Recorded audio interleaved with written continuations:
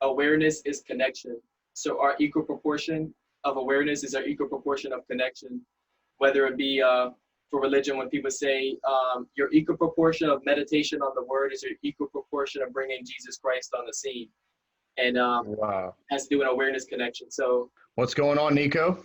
hey, brother. How are you, man? Man, blessings, man. Always nice to see you, Andrew. Yes, very good to see you. It was awesome talking with you lately. I had this thought just that you need to speak, man. You were saying some things to me, and I said people need to hear about the body. I need to hear about the body. I wanted to grill you. This is a semi-selfish motive to get some of your knowledge in a very a very full way. And so I'm just excited people get to be a fly on the wall in our conversation. And I got a lot to throw at you. So maybe it's going to be a Joe Rogan style conversation that can go on and on. I want to talk about the body specifically, obviously interacts with everything in life, all of existence, us being one, but see if we can narrow it into body functions and this physical temple. So yeah, man, thank you so much. Absolutely, man. Let's do this. This is going to be a really good one. We need it right now. Yeah, oh, big time. There's a body awareness going on, man. There's a body awareness in the earth right now, like, with virus going around, what they say, and just all these different things going on in the world, man. People are more aware of health, and the fear of death has come up so strong, and all these different emotions and things, and people are more aware of the body, I believe, than ever. So there is a big awakening and restoration of it, and so this stuff has to go around. I'm really excited. So so first of all, man, just like what is the body, and like what makes up a body, this physical one? Yeah. So what makes up the body is what we heard from Dr. Bruce and Dr. Joe and everybody else is there's trillions and trillions of cells that run throughout the body, and it's being projected from the mind.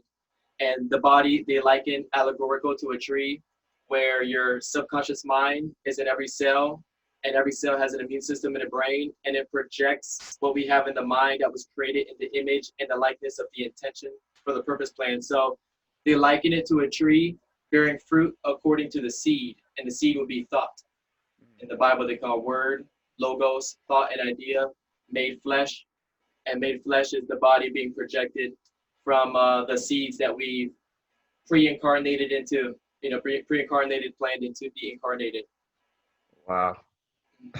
That's a beautiful thing. And then, yeah, some of the functions of the body, how does it interact with our world? That's right. The faculty of the body is the brain, and the brain works in harmony. They work in sequence with the mind, and then the mind follows the brain, and these are how the patterns start to happen. So a lot of people always say when we speak about the left and the right side of the brain, they control the opposite ends. So the right side of the brain is what they call spiritual mind, and it controls the left side of the body, which is the subconscious mind, or the feminine aspect. We're created in the image of God, man and female, male and female. Mm-hmm. And that feminine aspect is intuitive as well, and it has to be loved.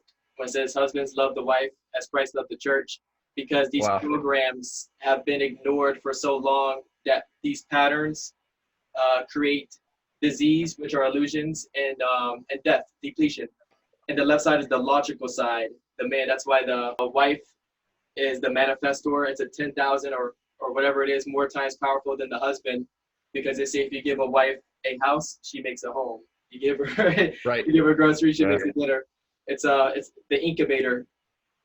So the left side of the body is the feminine side, and then the right side is the masculine side, the conscious side of the body, the right side. So we're going to get into the prophetic things soon on there. So on our conscious mind, whenever we're dropping down, here is actually the subconscious mind. A lot of people think that the subconscious mind is somewhere in the head, but the subconscious mind plays the role of all cells. It's the home office, or the center of the body. Okay. It says the Holy Spirit dwells in the bowels of your compassion. Wow. That's putting the serpent on the pole, the wisdom. Yeah. Wow. That's good. And so you answered my next question. How should we see or perceive our body? Like how should we actually define it? And you said loving it, but is there anything else you wanted to add to like how I should look at my own body? Right. I like to look at our body as a measurement according to where our mind is. and not in such a way where we're living under the law, under demand, but when we have pain in our body, for an example, and we don't judge the pain because perfect love casts out fear, and we just aware of it. Awareness is connection. So our equal proportion of awareness is our equal proportion of connection, whether it be for religion, when people say your equal proportion of meditation on the word is your equal proportion of bringing Jesus Christ on the scene. And has to do an awareness connection. So with pain, if we just observe and embrace the pain, it actually starts to leave. And the more that it leaves, the more that you want it to stay in a way, and it's being transmuted or shape-shifted, because energy can never be created or destroyed. So the free radicals that are affecting us through pain that we attracted in with our mind, when we just be aware of it, that is unconditional love that we put a name on. And we're keeping no records of wrongs. We're just observing it with grace, being the observer, observing the observer unconditionally.